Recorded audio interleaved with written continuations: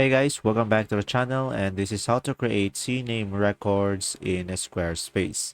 So guys, I made this table over here so we can have a deeper understanding.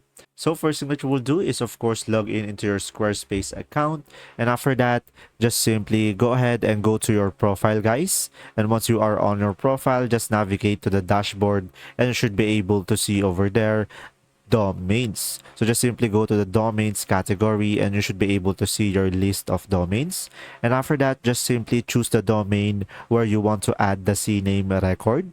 And once you have selected your domain, just simply click on DNS settings. And from there, guys, if you scroll down, you should be able to see custom records. So guys, from here on the custom record, just simply add a cname record. And after that, just simply click on add record. And from there, just simply select your cname as the record type.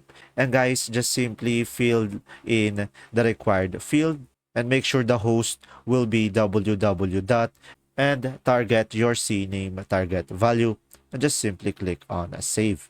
And after that, guys, just simply verify the update and make sure you have provided the necessary information and the correct details in order for you to complete this step. And there you go. See ya.